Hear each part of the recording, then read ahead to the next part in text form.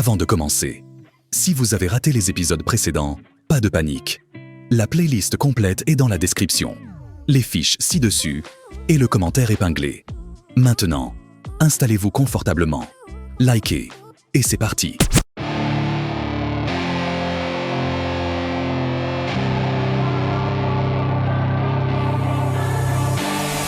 I was born to be a fighter, had these dreams and desires. I would be something better, energy, got a fire in my soul to keep burning, a pain that keep hurting, a curse is emerging, feel the thirst, keep on working, I won't stop, I won't quit, to the top of this shit, I get lost in the work, sweat dripping, not a bitch, I get mad, I get pissed, I get after this shit, hit the gas, feel the grip, adrenaline, never miss, I'm not patient, but I've learned to embrace it, cause I've been working, I've been waiting, never complacent, cause I'm so close, I could taste it, want it away from everything I've been chasing. I'm honest and I promise that I got this. I'm launching, all I've wanted has been exhausting. I'll teach you how to harness, control the conscious. You got this, yeah you got this, you gotta want it. Life ain't fair, are you gonna win or will you play scared? I will not stop, I am prepared to get to the top, yeah you must beware. Got 'em like hey, I will not stop, I am prepared to get to the top, yeah you must be ready.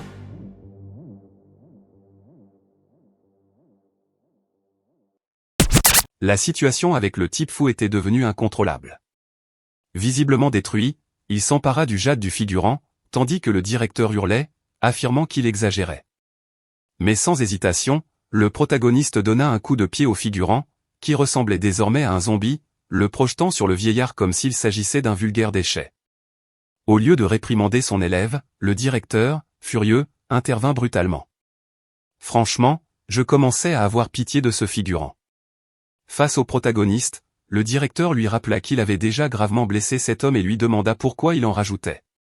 Le protagoniste répliqua que c'était un duel à mort, la vie du perdant appartenait au gagnant.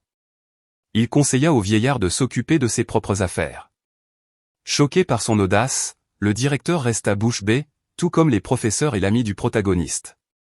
Après tout, à Chanchui, le directeur était connu comme un roi. Même les directeurs de l'association d'alchimie ou la majesté ne lui parlaient pas de cette manière. Le directeur éclata de rire, comme un fou, et demanda au protagoniste s'il avait conscience de la personne à qui il s'adressait. Le protagoniste répondit qu'il n'était que le directeur de l'Académie d'Alam, un roi martial centenaire, rien de plus. Il ajouta qu'à sa place, il aurait tellement honte qu'il se frapperait la tête contre un mur jusqu'à la mort. Les amis et la professeure regardèrent le protagoniste, incrédules, pensant qu'il avait perdu la tête.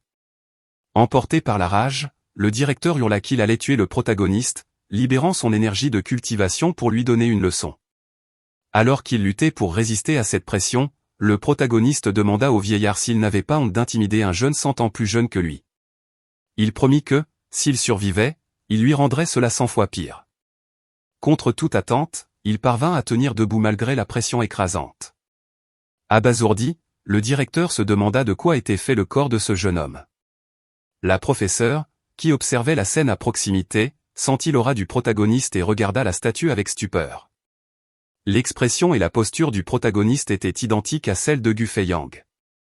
Crachant un peu de sang, le protagoniste déclara qu'un simple roi martial narcissique pensait qu'il était invincible, mais même s'il devait y laisser la vie, il ferait payer le vieillard.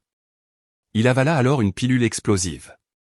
Totalement perdu, le directeur réfléchit à l'idée d'utiliser tout son pouvoir pour lui donner une leçon, mais le protagoniste ne lui laisserait pas cette chance.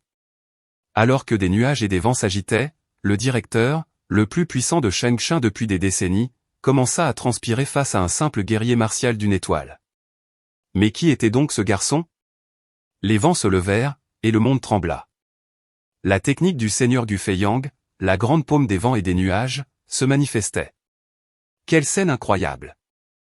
Il y a bien longtemps, au sommet de la tempête de neige, dans le temple de Shenxian, le souverain martial Gu Feiyang, surnommé le Conquérant, avait anéanti 10 souverains martiaux de 9 étoiles en utilisant la grande paume des vents et des nuages. Il insultait la maîtresse du temple à 3 reprises, errait librement dans des zones interdites et montrait un mépris total envers tous ceux qui l'entouraient. Cette histoire est une légende transmise de génération en génération. Le directeur ordonna immédiatement au garçon d'arrêter cela, non pas par crainte de la technique, mais parce qu'il craignait d'offenser Yang Ji. Le garçon devait forcément être un disciple de Gu Feiyang pour connaître cette technique. Tournant le dos au garçon, il fit comme si rien ne s'était passé et déclara que les deux avaient accepté le combat. Même en tant que directeur, il n'avait pas d'avis à donner sur le résultat, mais il avertit le garçon de ne plus agir ainsi à l'avenir.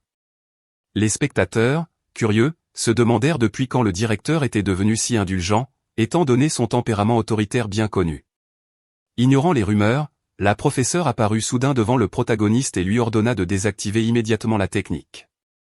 Le protagoniste soupira et traita le vieillard d'arrogant, déclarant qu'il avait eu beaucoup de chance cette fois. Ignorant la professeure, il s'assit en position du lotus et commença à absorber toute l'énergie de la pilule explosive.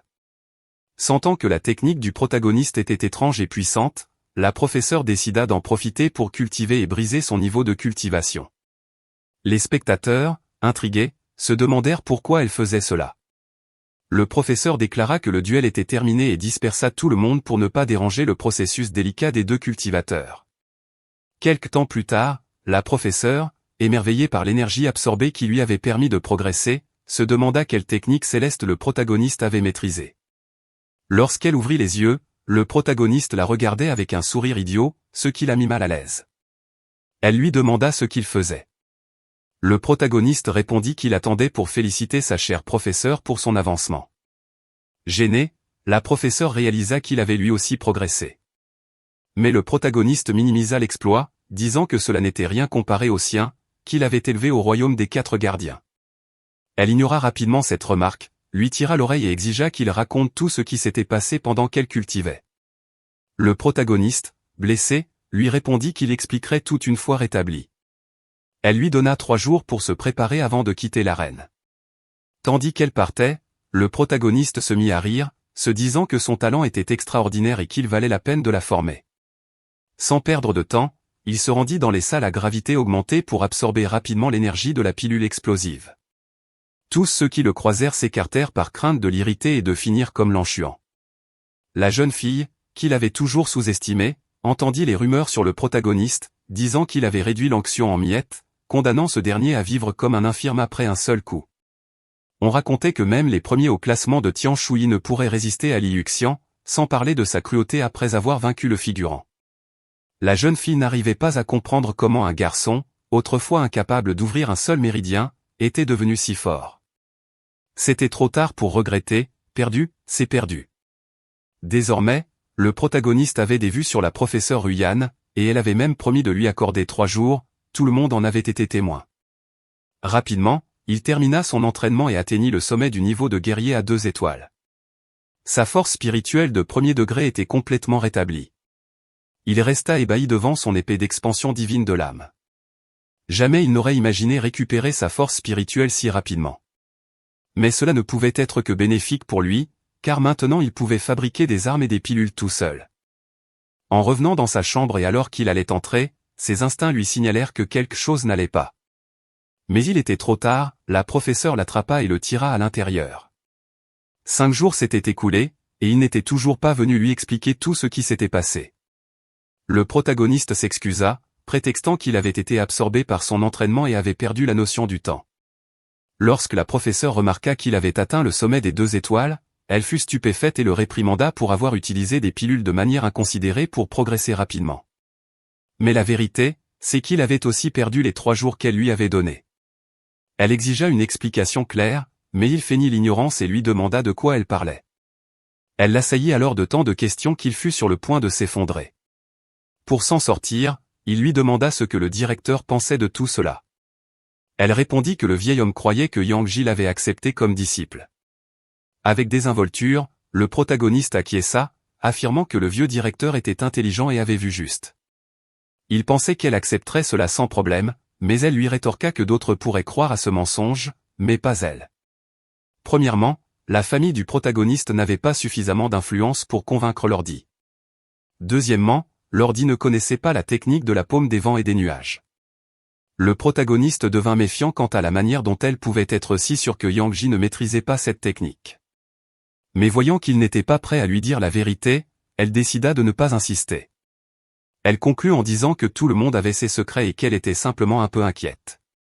Inquiète pour lui, la professeure insista pour qu'il vienne avec elle rencontrer le maître qu'elle lui avait trouvé. Elle voulait voir la tête du protagoniste et celle du maître lorsqu'ils se rencontreraient. Le protagoniste tenta de résister, prétextant qu'il n'avait pas de pouvoir spirituel. Mais la petite rousse lui rétorqua que ce n'était pas à lui d'en décider, mais bien à son nouveau maître de l'association d'alchimie. Pendant ce temps, le serviteur du protagoniste, Jiarong, donnait une conférence, et tout le monde l'écoutait attentivement. Lorsque la petite rousse arriva en criant que le disciple dont elle avait parlé était là, Jiarong, sans se retourner, lui dit d'attendre dans le hall principal, où il viendrait bientôt le tester. Tandis que la professeure traînait le protagoniste dans le hall, une réceptionniste arriva pour le remercier d'avoir aidé son frère. Grâce à ses conseils, il avait réussi à raffiner de nombreuses pilules et à gagner beaucoup d'argent. Le protagoniste répondit que son frère avait beaucoup de talent et que ce n'était rien de sa part. Avec des efforts, il pourrait devenir un excellent alchimiste. Rougissant, elle lui dit qu'elle ne savait pas comment le remercier pour sa générosité. Le protagoniste, en souriant, répondit qu'elle pouvait simplement offrir son corps. La petite rousse, furieuse, donna un coup au protagoniste et réprimanda les deux, déclarant que ce n'était pas un lieu pour flirter. Le bruit attira l'attention de tout le monde, interrompant la conférence. Jiarong remarqua l'agitation et vit le protagoniste se faire réprimander à cause de lui. Un figurant, assistant à la scène, proposa de s'occuper des « idiots » qui causaient des problèmes. Mais Jiarong, mécontent, envoya ce figurant valser et traita immédiatement le protagoniste comme un dieu, l'appelant « jeune maître ». La petite rousse, ne comprenant rien, réprimanda le protagoniste et lui demanda de se présenter correctement. Ce dernier cria sur Jiarong, ce qui lui valut une nouvelle tape de la part de la petite rousse. Voyant le protagoniste se faire frapper à cause de lui, Jiarong, désespéré, se frappa lui-même et tomba à genoux, suppliant la petite rousse d'arrêter de le frapper. Il déclara que le jeune maître avait un potentiel immense et qu'aucun test spirituel n'était nécessaire. Tout le monde, choqué, ne comprenait pas comment l'orgueilleux Jiarong pouvait être à genoux. La petite rousse, incrédule, demanda à Jiarong s'il allait accepter le protagoniste comme disciple. Jiarong accepta, mais, en regardant le visage du protagoniste, changea d'avis et refusa. Perplexe, la petite rousse insista pour savoir s'il allait ou non accepter. Jiarong éclata en larmes, suppliant qu'on ne le frappe plus et promettant de tout faire pour elle. C'est alors que le maître Zhang, le chef des alchimistes impériaux de Shanshui, arriva dans le hall. Un alchimiste de 3e rang. Le protagoniste ressentit l'énergie du vieil homme et comprit immédiatement qu'il était au moins un alchimiste de ce niveau. Alors qu'il réfléchissait à cela, la professeure expliqua que pour que le maître Zhang se déplace personnellement, l'état de santé de Roshu devait s'être aggravé. Pris par surprise, le protagoniste demanda quelle maladie affectait son ami Roshu, et la professeure répondit qu'elle était née avec une maladie liée à l'énergie yin dans ses méridiens. Petite, les spécialistes engagés par son père avaient dit qu'elle ne vivrait pas plus de 5 ans. Mais Sa Majesté et son père avaient obtenu une recette d'un alchimiste, ce qui lui avait permis de vivre 10 ans de plus. Cela remontait à 9 ans. Le protagoniste déclara que cette maladie ne pouvait pas être soignée avec des pilules ordinaires. Seule la pilule des 5 dragons du Puryang pouvait la sauver, mais c'était une pilule de 8e rang, impossible à fabriquer à l'heure actuelle. À ce moment-là, le protagoniste demanda simplement à la professeure de retourner en premier, expliquant qu'il devait discuter avec Jiarong de certaines choses. La professeure remarqua que l'attitude froide et hautaine de Jiarong, habituellement méprisante envers tout le monde, semblait différente près du protagoniste, presque servile. Mais elle n'y prêta pas plus attention et s'en alla. Dans la chambre de Jiarong, le protagoniste ordonna qu'il annonce à tous qu'il soignerait lui-même la princesse. Jiarong, dubitatif, écouta le protagoniste expliquer qu'avec la technique de l'acupuncture dorée, il serait également possible de traiter la maladie de Roshu. Bien que cela demande un peu de pouvoir spirituel et du temps, il était confiant dans ses capacités. Jiarong, abasourdi, réalisa que le protagoniste connaissait cette technique légendaire. Cependant, le protagoniste ne s'attarda pas sur son incrédulité et lui ordonna de préparer le terrain pour le traitement. Il ajouta qu'au moment crucial, il prendrait lui-même en charge les soins. Jiarong demanda alors s'il pouvait au moins assister au processus. Le protagoniste répondit qu'il était libre de faire ce qu'il voulait, mais insista sur le fait qu'il devait réussir à préparer tout le nécessaire, sous peine de voir la princesse mourir.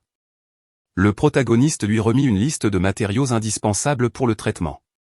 En voyant la liste, Jiarong constata qu'elle contenait de nombreux éléments, y compris des matériaux pour la forge. En sortant, le protagoniste expliqua qu'il n'avait pas encore d'arme Shuam et qu'il en profiterait pour en forger une. Dans les rues, le protagoniste se mit à chercher les matériaux nécessaires à la fabrication des aiguilles. Il voulait s'assurer que tout était parfait pour réussir à soigner la princesse. À ce moment, il aperçut une blonde, celle qui avait tenté de le piéger au début, feignant un enlèvement et négociant avec un homme obèse et désagréable sur le prix d'un médicament. L'homme corpulent déclara qu'étant donné qu'elle n'avait pas la somme nécessaire, il pourrait tout de même lui vendre le médicament, mais qu'en échange, cette beauté devrait devenir sa petite amie. Évidemment, elle refusa immédiatement, et pour l'humilier davantage, ajouta que même dans ses rêves, cela n'arriverait pas. Alors qu'elle s'éloignait, l'homme insista en rappelant que son frère malade ne survivrait pas sans ce médicament. Elle refusa à nouveau et proposa de payer en 3 mois, mais il rejeta cette offre et menaça que son frère ne tiendrait pas longtemps sans le remède. Il tenta de lui toucher la poitrine, mais à ce moment précis, le protagoniste attrapa sa main et demanda qui était ce porc, osant poser la main sur sa femme. La blonde devint toute rouge, gênée mais ravie, lorsqu'elle vit le protagoniste. En voyant le protagoniste, elle se rappela parfaitement du jour où elle avait comploté contre lui et de la manière dont il avait retourné la situation à son avantage.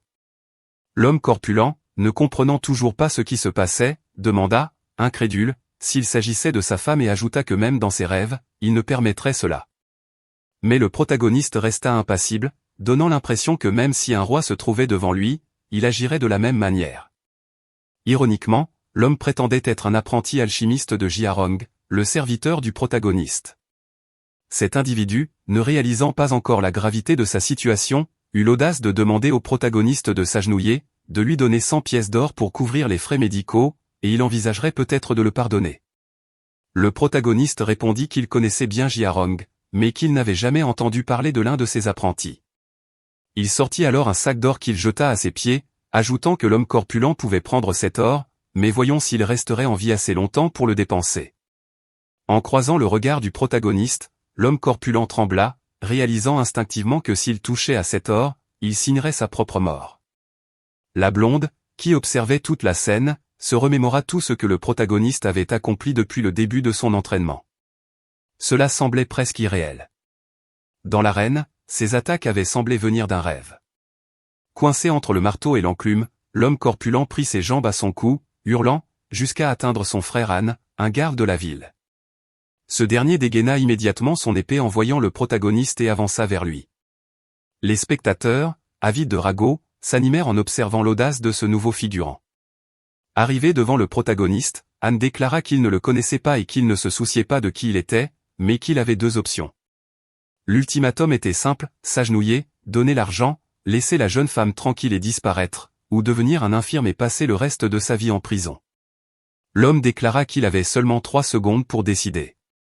Persuadé de contrôler la situation, le gros homme se pencha pour ramasser les sacs de pièces au sol. À ce moment-là, il reçut un coup de pied magistral dans l'estomac, brisant son dentian et le rendant incapable de cultiver pour le reste de sa vie. Tout le monde regardait, stupéfait. Le protagoniste riait, déclarant avoir choisi la 2e option, tandis que la blonde, complètement perdue, ne comprenait plus rien à ce chaos. Sans discuter, le garde attaqua immédiatement le protagoniste avec toute sa force. Ce dernier intercepta l'attaque avec 2 doigts, comme si c'était la chose la plus simple au monde. Tout le monde resta bouche bée. Le figurant comprit alors pourquoi le jeune homme était si arrogant, sa puissance n'était pas une plaisanterie. En réponse, il activa le pouvoir de son épée de jade, une arme Xion rare. Reprenant son arrogance, il expliqua qu'il s'agissait d'un objet précieux que peu d'alchimistes étaient capables de fabriquer. Cependant, le protagoniste, visiblement désintéressé, rétorqua que ce n'était qu'une arme Xion de bas niveau, un simple déchet. Il esquiva le coup du figurant, puis frappa plusieurs fois l'épée avec précision, désactivant son pouvoir. Désemparé, le figurant tenta désespérément de réactiver l'arme, mais échoua lamentablement. Les spectateurs, perplexes, observaient cette scène absurde. Le figurant, anéanti, pensa à toute la fortune familiale dépensée et aux multiples supplications adressées à l'alchimiste Liang pour obtenir cette épée. Le protagoniste éclata de rire, les bras croisés, et déclara qu'il était temps de montrer s'il avait encore d'autres tours dans sa manche. Désespéré, le figurant hurla à ses hommes de le tuer. Prêt à tout sacrifier, le protagoniste, amusé par la faiblesse de ses assaillants, esquiva leurs attaques avec aisance et les vainquit tous en un seul coup. Pour la blonde, qui observait la scène, les mouvements du protagoniste ressemblaient à une danse. Il expliqua alors que sa technique s'appelait les points floraux, une méthode désordonnée conçue par un souverain martial, Yuan Zixiang, pour toujours prendre ses ennemis par surprise. Profitant de sa victoire, le protagoniste déclara que, bien que l'épée fût un déchet, elle restait une arme xian ayant une certaine valeur. Il la prit pour lui et, en guise de punition, brisa les bras du figurant. Ensuite, il demanda s'il avait autre chose à lui offrir. À bout, le figurant invoqua le nom de son père, menaçant de détruire la famille du protagoniste. Mais ce dernier, en riant, lui souhaita bonne chance et l'encouragea à rassembler ses hommes pour essayer, concluant qu'il les attendait avec impatience. En plein milieu de cette agitation, 2 autres gardes arrivèrent sur place, demandant ce qui se passait. Le figurant, humilié, déclara qu'il était le capitaine de la 3e brigade de la cité impériale et qu'il avait été attaqué. Il implora les nouveaux arrivants, des gardes de l'État, de le sauver. Ces derniers, en colère, demandèrent qui avait osé attaquer la garde de la ville, et ordonnèrent au protagoniste de poser son épée et de se rendre immédiatement. Mais le protagoniste leur répondit qu'il devait d'abord demander ce qui s'était passé. Ce n'était pas sa faute, les gardes l'avaient attaqué en premier. Il était simplement innocent. Comme à leur habitude, les figurants ne le crurent pas. Cependant, l'un d'eux hésita, ayant du mal à croire qu'un jeune homme seul ait pu vaincre plusieurs gardes dont le niveau de cultivation était bien supérieur au sien. Pourtant, cela ne l'empêcha pas de l'attaquer sans autre forme de procès, adoptant la célèbre méthode « attaquer d'abord, poser des questions ensuite ». Évidemment, notre protagoniste ne se laissa pas faire. Il activa l'épée, qui, quelques instants plus tôt, semblait être cassée, mais qui, entre ses mains, dégageait une puissance impressionnante. Le figurant s'interrogea, comment pouvait-il produire une telle force avec un niveau de cultivation si faible? Sentant la puissance extraordinaire émanant de l'épée, il la confondit avec une arme mystique et commença à réfléchir à un moyen de la voler. Cependant, notre protagoniste, bien qu'arrogant, n'était pas stupide. Il attaqua rapidement pour neutraliser au moins un des gardes, sachant que s'il s'alliait, il risquait de perdre. Après un échange de coups, il utilisa alors la technique du coup de pied des vents démoniaques. Lorsque le figurant perdit l'équilibre, le protagoniste fit une feinte pour rassembler toute sa puissance et l'incapacité avant de s'occuper de l'autre garde. Voyant que son camarade allait perdre contre le jeune homme, le second garde, qui n'était pas encore entré dans la bataille, attaqua sournoisement par derrière.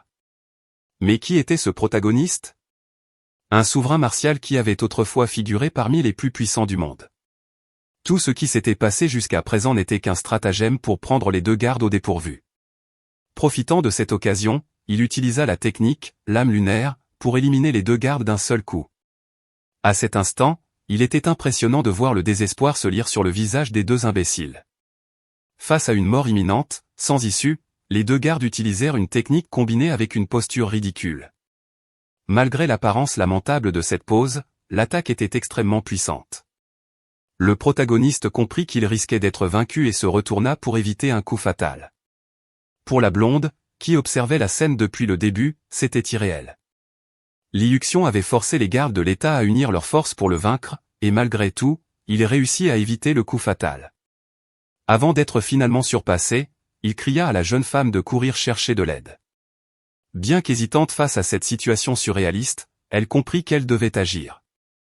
Si elle se faisait capturer, elle ne pourrait rien faire pour aider le protagoniste. Elle se mit alors à courir, déterminée à trouver du secours. Pendant ce temps, les 2 gardes, malgré l'avertissement de leurs collègues, étaient concentrés sur ce garçon, un guerrier martial, qui les avait forcés à utiliser une technique combinée pour survivre. C'était une histoire qu'ils auraient trouvée risible si quelqu'un leur avait raconté auparavant. Mais revenant à la réalité, le protagoniste récupéra l'épée pour lui-même. Le garde propriétaire de l'épée tenta de la réclamer, mais un autre garde déclara qu'il avait nettoyé le désordre à sa place et qu'aucun remerciement n'était nécessaire. Voyant son épée, qui lui avait coûté tout ce qu'il possédait, être emporté ainsi, il ordonna aux figurants inutiles étendus au sol d'attraper le jeune homme responsable de tous ses problèmes. Il se jura intérieurement de faire regretter au garçon de l'avoir privé de son épée, au point de le faire maudire le jour de sa naissance. La blonde courait tout en pleurant, se remémorant le protagoniste. Elle arriva devant le manoir de la famille Li et se réjouit en se rappelant que le protagoniste était le petit-fils aîné de cette famille prestigieuse. Avec l'influence de la famille Li, il serait certainement sauvé.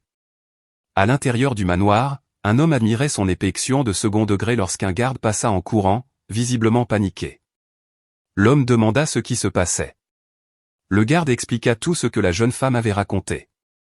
Peu importait si le déchet de la famille avait été capturé, il devait simplement dire à la jeune femme que le maître avait été informé et qu'elle n'avait plus à s'inquiéter. Le garde annonça à la jeune femme que tout était sous contrôle. Les supérieurs de la famille avaient été prévenus, et les mesures nécessaires seraient prises. Le maître actuel de la famille Li, un vétéran militaire de Tianxu nommé Li Shuyan, figurait parmi les 6 hommes les plus puissants et prestigieux sous le roi. Sachant que le grand-père de Li Yuxiang allait personnellement intervenir, elle était convaincue qu'il serait sauvé. Pourtant, même si elle ressentait que quelque chose n'allait pas, elle ne put que ravaler la tristesse qui montait en elle. Pendant ce temps, dans un autre endroit de la ville, le protagoniste se réveilla dans un état critique. Gravement blessé, tous les méridiens de son corps endommagés, il ne pouvait presque pas bouger et était enchaîné dans une cellule. Apparemment, il se trouvait dans une prison. En observant autour de lui, il aperçut plusieurs personnes dans des situations similaires. Un vieil homme lui expliqua qu'ils étaient dans une prison privée appartenant à la famille Long. Il ajouta que le protagoniste devait avoir beaucoup de courage, ayant entendu les gardes parler des exploits de Li Yuxiang et de ses actes, comme briser les bras du jeune maître de la famille Long. Le protagoniste demanda pourquoi il était enfermé dans une cellule privée plutôt que dans la prison de la capitale. Le vieil homme répondit que cette prison appartenait à la famille Long et était utilisée uniquement à des fins personnelles. Enragé, le protagoniste n'en revenait pas que ces gens aient osé construire une prison privée. Il se promit que dès qu'il sortirait d'ici, il rapporterait cela à la cour royale. Le vieil homme éclata de rire, à tel point qu'il fut pris d'une quinte de toux après avoir entendu cette déclaration. Il lui raconta qu'à son âge, il avait simplement craché devant les portes de la famille Long en marchant dans la rue, et avait été capturé, emprisonné, et se trouvait ici depuis ce jour. Le vieil homme pointa du doigt les autres détenus, expliquant pourquoi chacun d'eux était enfermé. Chaque histoire semblait plus absurde que la précédente. Contrairement à ce qu'il pensait, la réaction du protagoniste fut simplement de rire et de leur dire de rester tranquille et en sécurité, car une fois qu'il se libérerait, il les emmènerait tous avec lui. Cette déclaration donnait l'impression que s'échapper était un fait déjà accompli. Le vieil homme ne prit pas le garçon au sérieux et lui dit de ne pas tenter quoi que ce soit d'absurde. Même si cet endroit était horrible, il recevait tout de même quotidiennement de la nourriture avariée. Sérieusement, quelle famille esséurante. Sans perdre de temps, le protagoniste cessa de discuter avec le vieil homme et commença à stimuler la technique du corps tyrannique. Voyant cela, les vieux autour de lui commentèrent combien de temps il tiendrait avant d'abandonner l'idée de s'échapper. Indifférent à son entourage, le protagoniste commença à sentir une énergie étrange dans son dantian, circulant lentement à travers son corps et réparant ses méridiens endommagés. Sans aucun doute, c'était la meilleure technique corporelle de toutes. À l'association d'alchimie, le serviteur du protagoniste était sous le choc lorsqu'il apprit par la professeure que Li Xian avait disparu. Il avait déjà pris la responsabilité de s'occuper de la princesse et était pressé de pratiquer la technique d'acupuncture dorée, car la princesse n'avait plus beaucoup de temps à vivre. Désespéré et à court d'options, il tomba à genoux et avoua que celui qui devait soigner la princesse était en réalité le protagoniste. Lui n'était qu'un exécutant des ordres du garçon. Les 3 personnes présentes furent choquées, et l'alchimiste Zhang déclara que cela était inadmissible. Traiter la vie de la princesse comme un jeu était inacceptable. Il ordonna l'arrestation de Jiaron et son exécution une fois cette affaire terminée. Jiaron tenta de se défendre, mais il reçut un violent coup à la tête qui le laissa au sol, brisé. Le pauvre homme faisait peine à voir. Tellement irrité, l'alchimiste s'en prit même à la professeure lorsqu'elle essaya de discuter avec lui. Elle ne prit pas cela à cœur et expliqua tout ce qui s'était passé avec Liu Xian, ses conseils sur l'alchimie et la puissance qu'il avait démontrée lors de son duel, laissant les 2 vieux hommes incrédules. Tout le monde savait que la situation de Liu Xian, considéré comme un déchet de sa famille, l'empêchait de cultiver, car ses méridiens ne pouvaient pas être ouverts. L'alchimiste fut encore plus surpris en apprenant que le garçon avait non seulement remporté le duel contre un adversaire bien plus puissant que lui, mais qu'il l'avait fait en un seul coup, utilisant le sceau de la vie flottante. Envisageant la possibilité que le garçon soit un disciple de Yang Ji et connaisse réellement la technique de l'acupuncture dorée, Lord Zhang ordonna d'utiliser tous les moyens possibles pour le retrouver. Même s'il fallait fouiller le désert, Liu Xiong devait être trouvé au plus vite. Pendant ce temps, dans un bar, la blonde travaillait comme serveuse, tandis que Yu Zheng et Lu Landuo, deux figures connues pour se moquer de Liu Xiong, débattaient de ses exploits incroyables. La jeune femme, excédée par le bavardage du figurant, se leva d'un bond et déclara qu'il parlait beaucoup trop. Elle lui fit ses adieux et lui demanda de ne plus jamais la chercher. Meng Wu, voyant l'homme complètement défait à sa table, lui servit une autre boisson. Mais le type commença immédiatement à lui faire des avances, se vantant de son haut niveau de culture et essayant de paraître impressionnant. Elle tenta de vendre la boisson rapidement et de s'éclipser, mais il insista de manière inappropriée et essaya même de la posséder. Elle retira brusquement sa main et lui lança de garder au moins un peu de dignité et qu'il dépassait les limites. Sérieusement, cette blonde semble maudite. Où qu'elle aille, il y a toujours un figurant minable qui essaie de la posséder. L'homme, furieux, devint agressif et lui dit qu'en tant que simple serveuse, si on lui proposait de devenir sa petite amie, elle devrait accepter docilement. Alors qu'il continuait son spectacle lamentable, deux amis du protagoniste entrèrent dans le bar en discutant du mystérieux enlèvement de leur ami, et remarquèrent la blonde, celle qui avait autrefois tendu un piège au protagoniste. Le figurant, voyant que leur niveau de culture était inférieur au sien, tenta de les intimider, mais l'un des deux déclara immédiatement qu'il était un ami de Li et de Xion. Il ajouta que s'il continuait à parler ainsi, il pourrait très bien le sortir du bar pour une petite discussion. Vous savez, ce genre de discussion où quelqu'un perd un bras ou une jambe. Le figurant changea immédiatement d'attitude, prétexta être occupé et déclara qu'il devait aller s'entraîner. Il quitta précipitamment le bar en prétendant ne pas connaître la serveuse. Après avoir chassé le figurant, les deux amis reprirent leur discussion sur la disparition du protagoniste. La blonde demanda alors si Li et Xion n'avaient toujours pas été sauvés par leur famille, bien que 3 jours se soient écoulés depuis qu'elle les avait informés. Elle expliqua la situation aux deux amis, et tous trois décidèrent d'alerter tout le monde et de sauver le protagoniste. Pendant ce temps, dans la cour de la famille Long, alors que le deuxième jeune maître s'entraînait, son père l'observait avec un visage inquiet, ne prêtant que peu d'attention à l'entraînement de son fils. Depuis quelques jours, tout le pays était à la recherche d'un garçon, sans succès. En tant que chef de la garde, il se sentait accablé par cette situation, ignorant encore que sa famille était dans une situation désastreuse à cause de son fils aîné. Revenant à la réalité, il demanda à son fils où se trouvait son frère aîné, qu'on n'avait pas vu depuis plusieurs jours. Le garçon, tout excité, raconta qu'il y a quelques jours, un gamin avait brisé le bras de son frère. Une fois guéri, son frère était allé rencontrer ce gamin dans la cellule de la prison. D'abord, le père n'y prêta pas attention et se contenta de dire qu'étant donné l'attitude oisive de son fils aîné, il était évident qu'une personne plus forte aurait pu lui briser le bras. Mais plus son fils parlait, plus son visage se figeait, inquiet que son fils aîné ait commis une énorme erreur. Ne se souvenant pas bien du nom du garçon, il mentionna quelque chose comme Young. Le vieil homme poussa un soupir de soulagement après avoir failli mourir de peur. Mais ce répit fut de courte durée. Son fils mentionna que le nom du responsable de cette débâcle était Li Yongxiao. À ce moment-là, il sembla que l'âme du chef de la famille l'on quittait son corps, son visage devint aussi pâle que la mort. Tandis qu'il se perdait dans ses pensées, imaginant l'énorme désastre provoqué par son fils inutile, les gardes entrèrent précipitamment pour annoncer une intrusion dans la propriété de la famille Long. Le chef utilisa une technique vocale pour intimider les intrus, renforçant la motivation de ses gardes avec la puissance de sa voix. Mais à peine quelques secondes plus tard, une voix encore plus puissante retentit, Luo Liusan, la commandante des gardiens du royaume, accompagnée du maître alchimiste Zhang Jingfan, déclara l'occupation officielle de la résidence Long. Elle ajouta que toute résistance serait immédiatement considérée comme un acte de trahison et sévèrement réprimée. Le chef de la famille Long se précipita pour les accueillir, tout en sachant pertinemment pourquoi ils étaient là. Intérieurement, il songea qu'il aimerait bien lui-même punir son fils pour toute cette pagaille. Luo Liu s'en demanda à la jeune femme de raconter en détail les événements ayant conduit à la défaite du protagoniste.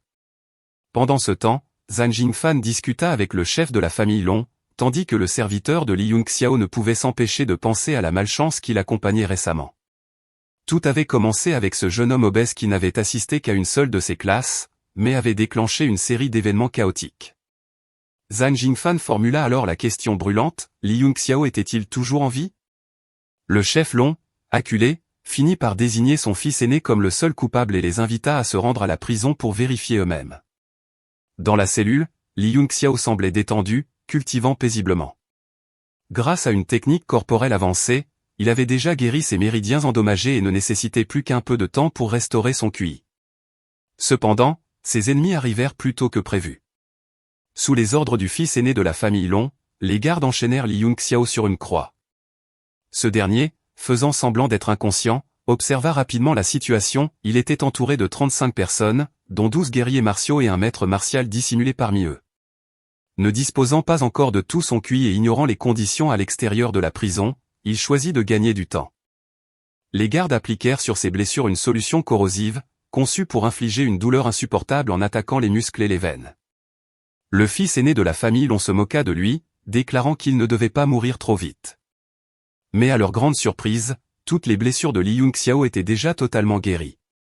D'un mouvement brusque, il ouvrit les yeux et, avec un ton glacial, demanda qui osait crier ainsi et depuis quand des déchets avaient le droit de parler de la sorte. L'homme, incapable de se contenir, frappa Li Yongxiao. Celui-ci cracha du sang sur son adversaire avant de ricaner et de dire qu'il se souvenait de lui, faisant partie des chiens qu'il avait battus auparavant. Il ajouta, sarcastique, en demandant comment allait son épée. Cette remarque mit son adversaire hors de lui, qui tenta de le tuer. Mais le garde corpulent intervint, conseillant à son camarade de rester calme. Le garçon savait qu'il allait mourir, essayant simplement de les énerver pour que sa mort soit rapide et indolore, dit-il. Le figurant, plus serein, déclara qu'il allait démontrer la puissance de la famille Long. Il ordonna au garde de fouetter Li Yongxiao 100 fois sans le tuer. Cependant, Yongxiao n'écoutait même pas. Pendant qu'il était battu, il réalisa que, bien que les coups lui fassent mal, une grande partie de leur force était absorbée par son corps. Il comprit alors que c'était un autre effet de la technique du corps tyrannique. Dans le passé, Yongxiao avait combattu le souverain tyrannique pendant plusieurs jours et nuits dans une bataille colossale. Ils avaient détruit ciel et terre, et failli anéantir la cité sacrée. Le souverain tyrannique, grâce à son corps massif, avait résisté au QI de Yongxiao, mais avait fini par perdre. Maintenant, Yongxiao comprenait pourquoi, pendant tout ce temps, le souverain tyrannique absorbait de l'énergie à travers les coups qu'il recevait. Toutefois, cette technique avait une faiblesse, qui accepterait volontairement d'être frappé au milieu d'un combat. Même le souverain tyrannique ne se laissait frapper qu'en dernier recours. Pour Yongxiao, cependant, la situation était différente.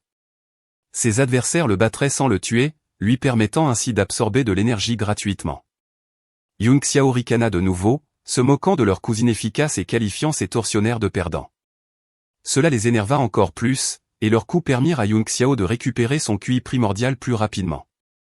Le vieil homme le plus puissant du groupe remarqua la résistance incroyable des os du garçon, qui n'avait pas versé une seule larme malgré tout ce qu'il endurait. Le garde corpulent s'exclama, ravi, qu'il était bien qu'il soit solide, car si quelques coups l'avaient tué, ce ne serait pas amusant.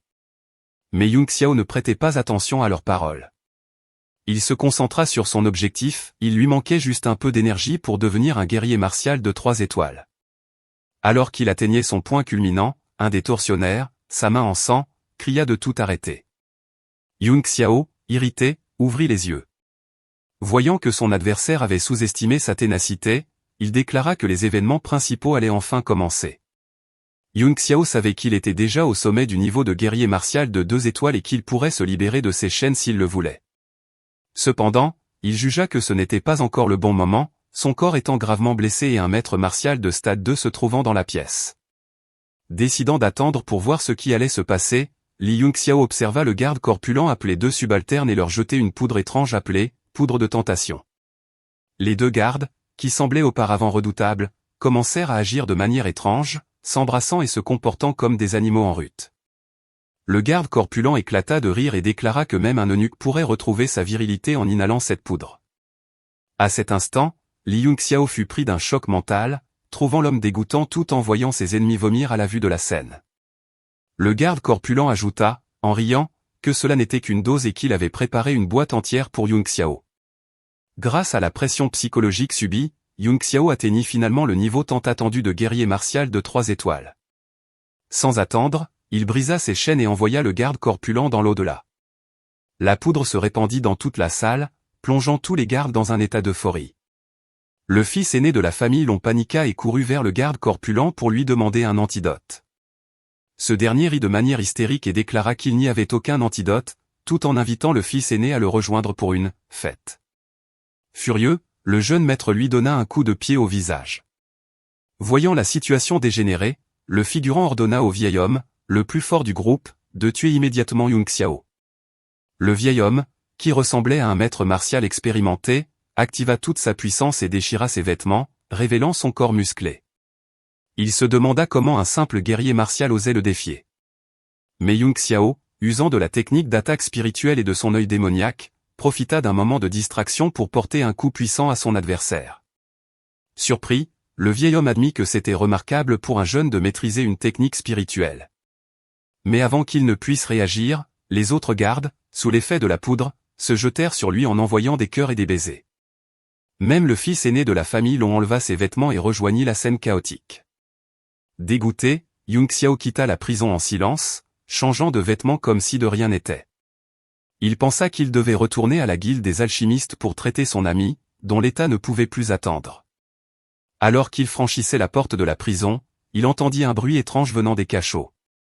Un de ses amis, curieux, annonça qu'il allait voir ce qui se passait. Yung Xiao tenta de l'arrêter, mais l'alchimiste Zhang lui demanda ce qui se passait dans le sous-sol. À ce moment-là, son ami revint, vomissant abondamment. L'autre ami de Yung Xiao, intrigué, demanda ce qui se passait. Yung Xiao tenta encore de le dissuader, mais ce dernier insista. Yung Xiao expliqua que les gardes avaient organisé une fête en bas, mais personne ne l'écouta, et tout le monde descendit pour voir ce qui se passait. À ce moment-là, l'auteur nous indique que cette partie a été censurée pour des raisons évidentes. Peu après, tout le monde était déjà occupé à se demander ce qui s'était réellement passé dans la maison des Longs. Le chef de la famille l'on demanda des explications sur les événements. Li Yung Xiao, toujours moqueur, répondit que son fils l'avait invité à participer à cette situation sans vraiment donner de détails, avant de lui demander ce qu'il avait bien pu enseigner à son fils. Le chef de famille, agacé, regarda Yung Xiao. Mais en observant son aura et sa présence, il comprit que, même en étant un guerrier martial de 3 étoiles, il était peu probable qu'il puisse le vaincre. Cependant, il se persuada que cette impression était due à la scène troublante qu'il avait vécue plus tôt. À côté, le serviteur de Yung Xiao plaisanta en disant que la folie était sûrement de famille, tel père, tel fils. Irrité, le chef de la famille l'on insulta le serviteur, mais personne ne lui prêta attention. L'alchimiste Zhan intervint et demanda à Yung Xiao s'il était bien Li Yuxiang. Yung Xiao répondit calmement qu'il savait exactement qui il était. Intrigué, l'alchimiste lui demanda comment il avait pu deviner son identité. Yung Xiao expliqua en citant les personnes influentes qui entouraient Zhan et en précisant qu'il savait qu'il n'était pas le roi. Cette déduction impressionna Zhan, qui reconnut que Yung Xiao était différent des autres. Peut-être, pensa-t-il, maîtrisait-il vraiment la technique de l'acupuncture dorée. Yung Xiao, avec son ton moqueur habituel, proposa de l'essayer. Zhan répondit qu'il s'agissait de la princesse, une personne de haut rang, et que si ses compétences n'étaient pas suffisantes, cela pourrait causer un désastre. Imperturbable, Yung Xiao insista pour tenter. Finalement, Zhan céda en déclarant qu'il pouvait tenter sa chance, mais s'il échouait, même son grand-père ne pourrait pas le sauver. Yung Xiao répondit, sérieux, que sa vie était entre ses mains, stupéfiant Zhan qui ne trouva rien à ajouter. Le serviteur de Yung Xiao intervint alors pour rappeler que l'objectif principal était de soigner la princesse. Regardant autour de lui, Yung Xiao vit la blonde et remarqua qu'elle l'avait piégé auparavant, mais cette fois, elle avait contribué à le sauver. Il déclara qu'ils étaient désormais quittes et qu'il avait besoin d'une assistante pour traiter la princesse. Il choisit la jeune fille, qui hésita en disant qu'elle n'était pas qualifiée. Confiant, Yung Xiao répliqua qu'elle devait lui faire confiance s'il disait qu'elle était utile. Yung Xiao demanda également à l'alchimiste Zhang de lui confier la blonde et une autre assistante rousse, en ajoutant qu'il comptait sur lui pour couvrir leur rémunération. L'alchimiste déclara simplement de faire ce qu'il voulait, prouvant ainsi sa richesse. La professeure blonde semblait ravie en entendant cela, car elle allait pouvoir assister en direct à la méthode de l'acupuncture dorée, une opportunité unique. À ce moment, Li Yung Xiao se souvint et demanda à son serviteur si le jeune homme en surpoids n'était pas son apprenti. Le serviteur pensa aussitôt qu'il était fichu. Il essaya de s'expliquer, mais Yung Xiao était déjà parti, laissant le serviteur seul face à ses problèmes. À la guilde des alchimistes, le 4e étage tout entier était devenu une chambre de glace à cause de la princesse. Sa maladie avait étendu le gel à toute la zone. Elle reposait sur un lit de jade qui ralentissait la progression de son mal. Yung Xiao se reprochait d'avoir un pouvoir spirituel si faible qu'il n'avait pas détecté la maladie de son ami plus tôt. Pendant ce temps, la professeure demanda si 30 aiguilles dorées et une simple séparation suffiraient à la sauver. Elle questionna Yung Xiao sur sa confiance en lui.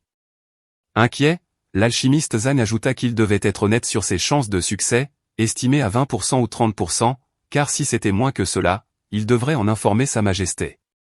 Tout le monde attendait nerveusement sa réponse. Yung Xiao répondit qu'il aurait 100% de chance s'il pouvait la toucher directement et administrer l'acupuncture lui-même, mais étant donné qu'elle était une femme et qu'il devait réaliser le processus à 15 mètres de distance à travers une séparation, il n'avait que 90% de certitude. Quelle audace! Tout le monde perdit son calme, choqué par la désinvolture de Yung Xiao. C'était la vie de la princesse en jeu, et il plaisantait?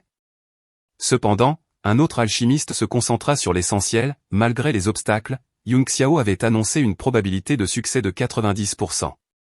Il se demanda si ce jeune homme jouait avec tout le monde, rappelant que, selon Yang Ji, pour effectuer cette technique d'acupuncture à distance, un alchimiste devait avoir au moins un pouvoir spirituel de rang 5, sans quoi c'était impossible. Agacée, la professeure donna un coup sur la tête de Yung Xiao, lui demandant d'où venait sa confiance. Elle se demandait s'il se prenait pour Yang Di lui-même pour tenter cela, ignorant que Yung Xiao était Gu Feng, le souverain éternel et maître de Yang Di. Elle lui rappela que la princesse était au bord de la mort et qu'il devait prendre cela au sérieux. Yung Xiao répondit calmement qu'il était très sérieux et que, puisqu'il réalisait tous que la situation était urgente, pourquoi compliquer-il sa tâche? Il ordonna alors à la blonde de préparer la princesse et demanda à la professeure de lever la séparation, car ils allaient commencer. Mais Zhang tira brutalement la séparation, déclarant que c'était la vie de la princesse qui était en danger et qu'il fallait arrêter de jouer. Imperturbable, Yung Xiao remit la séparation et expliqua que c'était précisément pour cette raison qu'il devait suivre ses propres méthodes. Pour appliquer l'acupuncture dorée, la princesse devait être complètement dévêtue. Li Yung Xiao, en tant qu'adolescent, savait que cela mettrait sa concentration à rude épreuve. Après avoir expliqué qu'il avait besoin de la séparation pour se concentrer et éviter d'être distrait par la vue du corps de la princesse, l'alchimiste Zhang semblait complètement dépassé par la situation. Exaspéré par les discussions inutiles, Li Yung Xiao ordonna à tout le monde de sortir. Assis en position de lotus, il attendait que la professeure organise tout, tandis qu'elle continuait de douter de sa capacité à mener le processus à bien. Pour la faire taire, Yung Xiao utilisa un doigt pour envoyer une aiguille et cibla un méridien avec une précision impressionnante, laissant la professeure sans voix. Il demanda alors à tout le monde d'arrêter de tergiverser. La Loirée accepta de maintenir la princesse en position avec une détermination inattendue, comme si un événement crucial se préparait.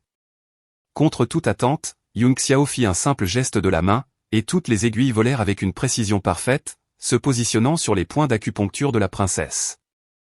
La professeure, abasourdie, ne comprenait pas comment il avait pu réaliser un tel exploit. Pendant ce temps, à l'extérieur, deux vieux alchimistes et le serviteur de Yung Xiao débattaient jusqu'à ce que la porte s'ouvre soudainement.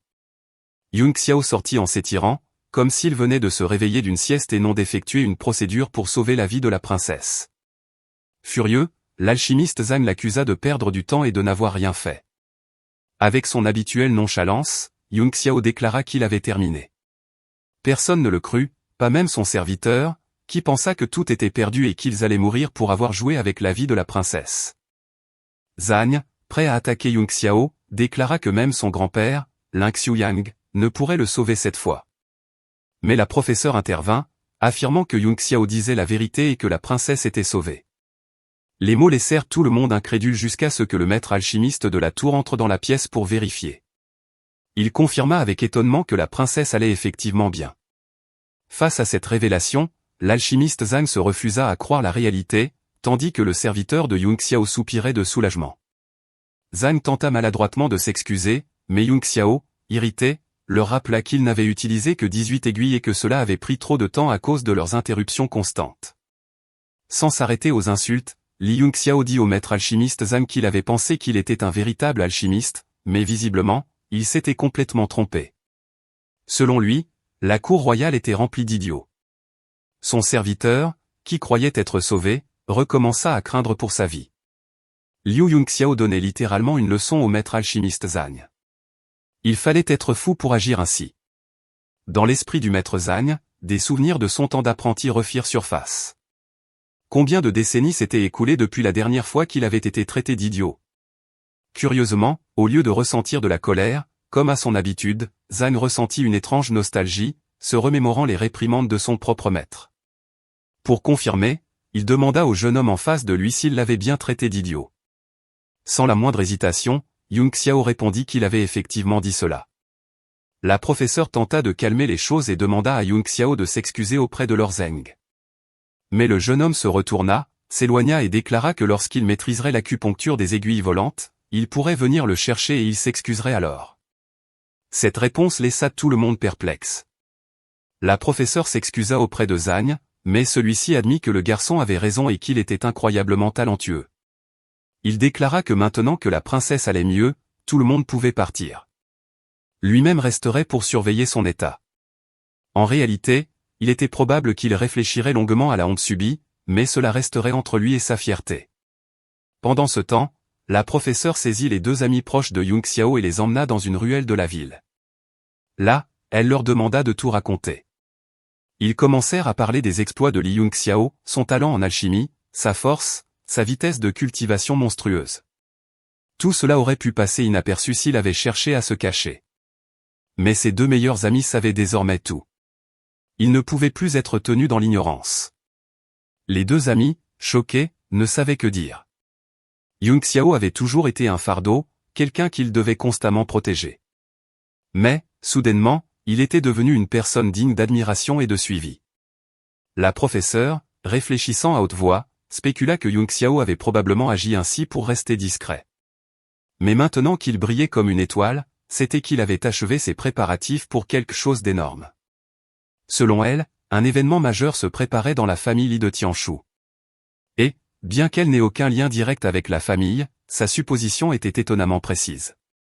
Ils discutèrent ensuite de la chute de la famille Li sous les mains de l'efféminé Li. Un grand événement se profilait à l'horizon, impliquant la nation entière. La professeure conseilla aux deux amis de se préparer. Ces derniers, déterminés, déclarèrent qu'ils resteraient aux côtés de Yung Xiao quoi qu'il arrive. Ils demandèrent ensuite à la professeure de quel côté elle se tiendrait si une grande bataille éclatait. Elle déclara simplement que, comme commandante des gardiens straciaux, elle n'obéissait qu'à sa majesté ou au roi, laissant les deux garçons très déçus par sa réponse.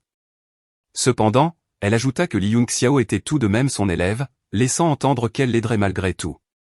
Allons, avoue-le, tout le monde se souvient de la fois où tu étais hypnotisé en le regardant dans l'arène. Ailleurs, Yung Xiao fut pris d'une crise d'éternuement et ne comprenait pas pourquoi. Son corps étant en parfaite forme, il se demanda comment il pouvait éternuer ainsi.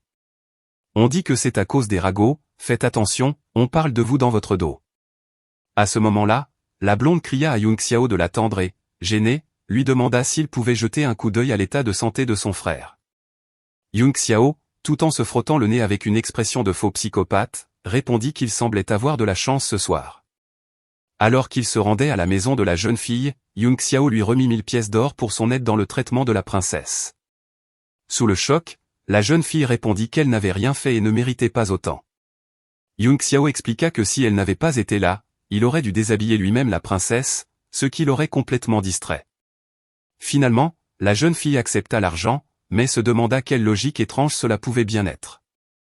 Ils mirent 4 heures pour atteindre sa maison, et Yung Xiao déclara qu'il comprenait désormais comment elle avait réussi à ouvrir cette méridien à un si jeune âge. Elle devait faire une marche de 4 heures chaque jour pour aller à l'école. La jeune fille expliqua que le prix des maisons dans la capitale était trop élevé pour elle et son frère. Lorsque leur père était encore en vie, leur famille vivait bien en ville. Il était capitaine de la garde, mais 3 ans plus tôt, il avait été tué en service. Depuis, avec une petite compensation financière, elle et son frère avaient dû déménager à la campagne. Yung Xiao entra pour examiner l'état critique de son frère. Cela faisait 5 mois qu'il était dans cet état. Depuis, la jeune fille avait accepté tout type de travaux pour tenter de trouver un médecin capable de le soigner. C'est ainsi qu'elle s'était retrouvée impliquée dans la tentative de tromper Yung Xiao. Mais ce dernier lui répondit que ce n'était pas le moment de parler du passé. Il examina d'abord l'état du garçon pour comprendre ce qui se passait. Lorsqu'il allait révéler son diagnostic, la blonde fondit en larmes et expliqua qu'elle avait tout essayé. Le seul remède qui fonctionnait encore était celui vendu par un certain marchand, mais même ce dernier n'avait plus les effets nécessaires.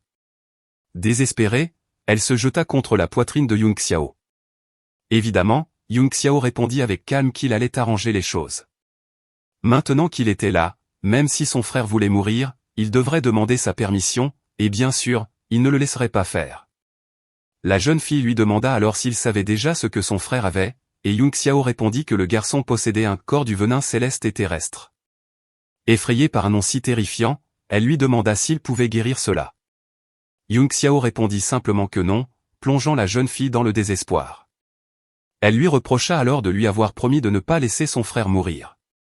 Paniquée, elle déclara que si Yung Xiao réussissait à guérir son frère, elle ferait tout ce qu'il lui demanderait. Yung Xiao repoussa doucement la jeune fille et resta silencieux. Il lui dit qu'elle ne devrait pas l'encourager à commettre un crime, laissant entendre qu'il ne fallait pas désespérer. Mais elle continua de le supplier de soigner son frère. Se rendant compte qu'elle avait mal compris, Yung Xiao commença à expliquer que le corps du venin céleste et terrestre n'était pas une maladie. Dans ce monde, il existe plusieurs types de physiques uniques, chacun avec des caractéristiques distinctes. Cependant, Amina ne comprenait toujours pas et demanda si, maintenant qu'il connaissait la condition de son frère, il était possible de le guérir. Yung Xiao, cessant d'expliquer, commença à utiliser sa magie. Avec une aiguille, il activa plusieurs points sur le corps du garçon, libérant tout le venin accumulé que ce dernier ne pouvait pas contrôler. Il utilisa ensuite une technique de fusion énergétique pour absorber tout ce venin dans son propre corps. Amina, pensant que Yung Xiao se sacrifiait beaucoup pour aider son frère et voyant qu'il agissait sans arrière-pensée, tomba secrètement amoureuse de lui. Ce qu'elle ignorait, c'était que le venin dans le corps de son frère était en réalité une énergie céleste rare, extrêmement bénéfique pour le développement de Yung Xiao. Mais restons sur sa version du prince charmant se sacrifiant pour son aimé, c'est bien plus romantique. Pendant que Yung Xiao absorbait cette énergie, le garçon se réveilla, et sa sœur lui demanda de remercier Li Yung Xiao pour lui avoir sauvé la vie. Cependant, Yung Xiao, visiblement agacé, questionna le garçon sur la faible toxicité de son corps, lui disant qu'il devrait accumuler beaucoup plus de venin céleste et terrestre la prochaine fois. Le garçon, sans comprendre, dit à sa sœur que Yung Xiao était un grand farceur. Mais Yung Xiao ajouta que ce gamin avait beaucoup de chance, s'il s'inclinait 3 fois devant lui, il l'accepterait comme disciple. Le garçon répliqua qu'il voulait un maître ultra puissant, comme un gardien de l'État. Finalement, après avoir reçu une tape derrière la tête de sa sœur, le garçon accepta de devenir le disciple de la légende, Li Yung Xiao. Ce dernier accepta sa révérence et promit de lui enseigner la technique du tyran céleste, parfaitement adaptée à son physique unique. Cependant, ce garçon un peu lent déclara qu'il voulait seulement apprendre des techniques puissantes comme celle du tigre silencieux. Sa sœur lui donna une autre tape derrière la tête, lui disant qu'il devait apprendre ce que le jeune maître décidait. Mais elle pensait aussi que la technique souveraine était une méthode pour débutants, ce qui provoqua un choc psychologique intense chez Yung Xiao face à l'idiotie des 2 frères et sœurs. Perdant patience, Yung Xiao répliqua qu'il ne connaissait rien des techniques médiocres comme celle du tigre silencieux. Le garçon devait se concentrer sur ce qu'il lui ordonnait. Une fois qu'il maîtriserait la toxicité de son corps, ce serait comme un jeu d'enfant. Après avoir enseigné les bases et ordonné au garçon de s'entraîner jour et nuit sans relâche, Yung Xiao lui dit de se concentrer sur l'entrée dans le premier royaume originel. Plus tard, il lui enseignerait des techniques martiales. Perdant une fois de plus patience face à l'idiotie du garçon mentionnant encore la fichue technique du tigre silencieux, Yung Xiao changea de sujet, observant quelques minerais dans un coin de la pièce. Ces minerais étaient ceux que le garçon collectait avant de tomber malade pour gagner un peu d'argent. Yung Xiao découvrit que l'un de ces minerais contenait la pierre du soleil pourpre, un matériau de 5e grade utilisé pour créer des matrices gravitationnelles. Le garçon s'enthousiasma immédiatement, reconnaissant ces pierres utilisées pour construire les salles d'entraînement gravitationnelles et sachant qu'elles valaient une fortune. Yung Xiao acquiesça et confirma leur valeur, même avec toutes leurs impuretés. Il les prit toutes pour lui, laissant le garçon bouche bée. Ce dernier protesta, affirmant qu'il ne devait pas voler les biens de son disciple. Yung Xiao répondit simplement en riant et déclara qu'il ne faisait que les garder en sécurité et qu'il les rendrait en temps voulu. Il rappela au garçon de s'entraîner correctement et d'accumuler davantage de venin céleste et terrestre pour la prochaine fois, puis quitta la pièce. Yung Xiao était ravi ce jour-là, il avait trouvé un disciple doté du physique du venin céleste et terrestre. Avec le bon entraînement, ce garçon deviendrait son disciple le plus prometteur à travers ses 2 vies. Tout ce qui lui manquait maintenant était de raffiner une arme Chuan. Par chance, il avait obtenu un matériau de 5e grade, la pierre du soleil pourpre, pour forger une arme encore meilleure. Il se dirigea alors vers l'association des alchimistes. Pendant ce temps, à la tour des alchimistes, 2 maîtres observaient une épée et se mettaient d'accord sur le fait qu'ils devaient trouver Yung Xiao. Lorsqu'il arriva, la réceptionniste l'informa que le président de la tour et Lorzang le cherchaient. Elle l'escorta jusqu'à la salle principale, tandis que Yung Xiao se demandait ce qu'il pouvait bien vouloir. Pendant ce temps, la réceptionniste pensait que tout le monde serait honoré d'être attendu par 2 personnalités si importantes. Lorsque Yung Xiao entra dans la pièce, il s'installa directement sur la chaise centrale, comme s'il était roi, et demanda ce qu'il voulait.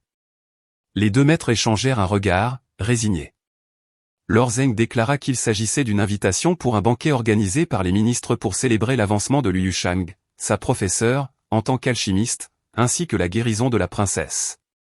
L'invitation comptait 6 places, y compris Yung Xiao.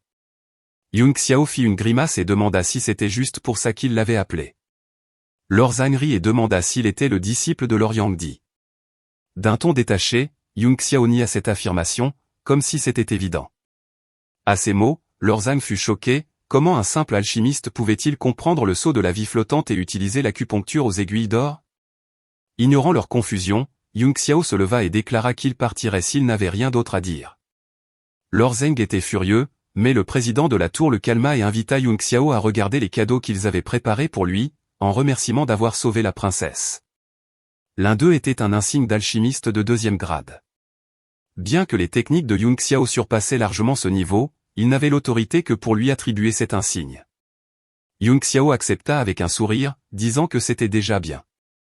L'autre cadeau était une épée, que Lorzang offrit à contre-séure. Yung Xiao examina l'arme, déclarant qu'elle présentait de nombreuses imperfections. Cette remarque abasourdit les 2 maîtres. Yung Xiao expliqua ensuite en détail les erreurs commises lors du processus de raffinage, citant les ingrédients utilisés, les méthodes et les erreurs de manipulation du feu. Les maîtres, stupéfaits, réalisèrent qu'ils n'avaient jamais envisagé ces aspects. Yung Xiao leur expliqua que la puissance d'un feu n'était pas toujours la clé, mais que la précision et la finesse du raffinage étaient essentielles. À cet instant, ils ne virent plus Yung Xiao comme un simple alchimiste, mais comme une silhouette majestueuse, semblable à une divinité de l'alchimie. Boum! Merci à tous d'avoir regardé jusqu'à la fin.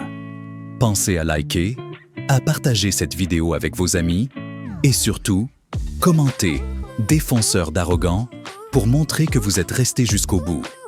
À très bientôt, et ciao!